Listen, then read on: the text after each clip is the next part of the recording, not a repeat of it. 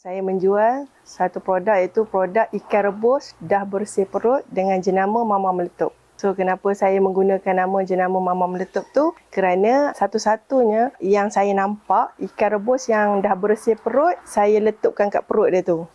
Memang perut dia tu terbuka dan walaupun dia terbuka tapi dia tertutup. Orang tak perasan pun benda tu sudah dibuang perutnya. Jadi itulah saya gunakan nama Mama Meletup tu.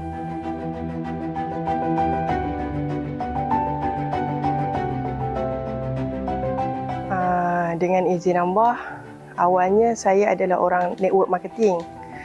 Lepas tu bila saya gagal dalam satu company, saya minta mohon munajat dengan Allah SWT supaya adalah satu peluang rezeki untuk saya bersama dengan suami dan anak-anak dapat peluang perniagaan untuk meningkatkan ekonomi keluarga saya.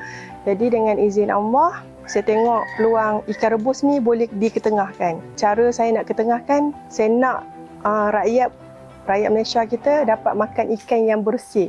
Sebab selalu selama hari ni yang saya jumpa ikan rebus, walaupun telah dibuang taiknya tapi dia masih lagi ada sisa di dalam. Jadi bila saya nampak itu adalah peluang saya untuk mengketengahkan lagi ikan rebus ni, so saya belajar dan saya buat sehingga terjadilah ikan rebus yang sekarang ni dapat buat bersama suami dan anak-anak. Alhamdulillah. Permulaan ada juga yang macam jebih-jebih. You tu dah bersih perut kan.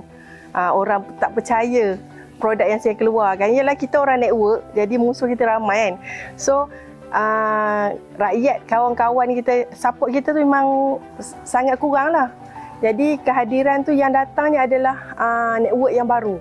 Kawan-kawan yang baru yang datang untuk merasa dan menikmatinya, dan satu hari benda tu terviral dekat FB I Love Seri Iskandar dan mereka memuji ikan rebus saya tu sedap gebu, bersih dia kata. So marilah kita ramai-ramai support ikan rebus. Start daripada itu dia mula orang ramai dah mula kenal, dan kawan-kawan saya yang dulu tak menikmatinya pun dah mula cuba-cuba try kan, merasa ikan rebus yang saya buat sendiri dengan suami saya dengan anak saya ni.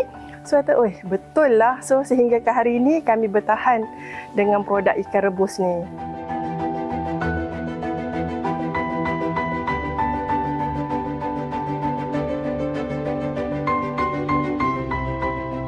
Selepas saya buat ikan rebus tadi pada tahun 2021 tadi, hujung tahun, kami sepatutnya berniaga pagi dengan malam. Maknanya 2 sesi.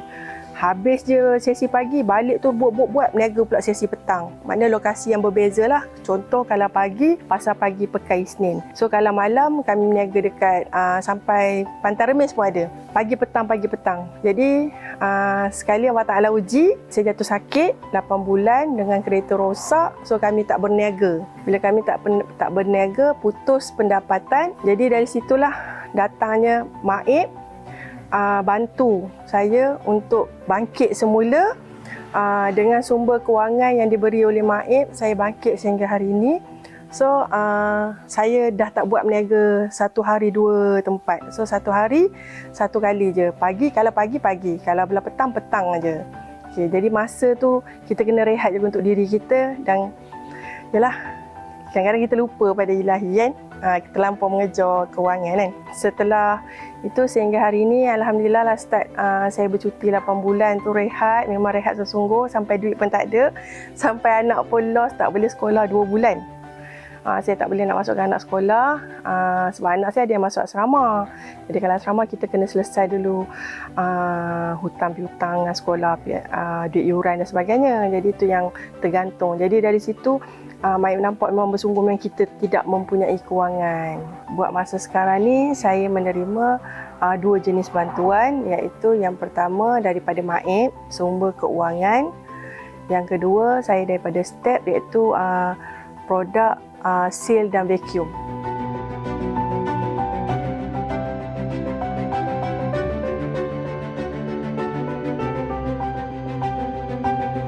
Isnin saya berniaga di Pasar Malam Seri Iskandar, dekat pintu gerbang tu.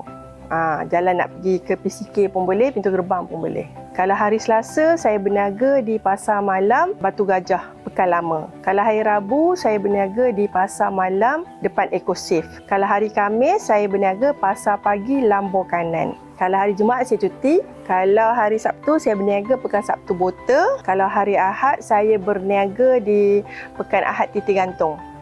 Begitulah rutin saya seharian. Cuma kalau ada jemputan daripada Fama ataupun LKIM ataupun daripada Nadi, saya ikut serta program mereka. Tapi bukanlah hari-hari. Ada waktu-waktu yang mereka tetapkan. Sebelum ikan ni diviralkan oleh Datuk Niza, hanya masuk di pasar pagi dan pasar malam sahaja. Saya pun ada masuk hantar ke kedai-kedai, tapi tak banyaklah, 2-3 biji kedai je. Tapi selepas Datuk Niza tolong bantukan untuk mempromosikan lagi produk ikan rebus saya ni, ikan rebus saya dikenali ramai. Ada yang sanggup datang daripada jauh untuk dapatkan ikan rebus. Saya pun sangat terkejut sebab dia kata dia tengok FB Datuk Niza, dia tengok daripada TikTok Datuk Niza, dan saya sangat-sangat berterima kasih dengan Datuk Niza kerana membantu mempromosikan usahawan seperti saya untuk diketengahkan. Alhamdulillah. So, sangat terharu lah. Kalau dulu jualan kat rumah, tak seperti yang sekarang lah. Dulu seminggu saya boleh pergi 100 kilo. Seminggu. Tapi selepas diviralkan oleh Datuk Niza tadi, kita boleh pergi seminggu sehingga 350 kilo.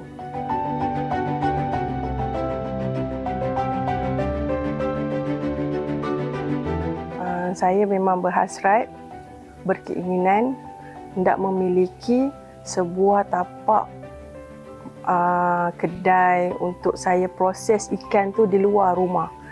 Sebab sekarang ni saya proses ikan di dalam rumah. Jadi skop untuk saya, peluang saya untuk mendapatkan bantuan sangat kecil. Sekiranya saya dapat buat bangsa untuk bina ikan rebus tu di luar rumah, kemungkinan besar saya dapat peluang untuk bantuan tu sangat besar lah.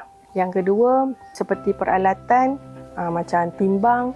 Kami ada satu je penimbang. Jadi penimbang tu bila saya masuk expo ke ataupun pasar malam ni kena jalankan juga. Saya kena berkongsi penimbang tu. Caranya saya timbang dulu di rumah, yang untuk pasar malam abang kena bawa macam tu. Jadi susah lah. Lepas tu kalau boleh macam dapur saya 1 tahun 3 kali ke 4 kali ganti, kerana bila dapur ni dia dah kena dengan air garam, banyak sumbu-sumbu yang tak menyala dan dia cepat rosak dan karat.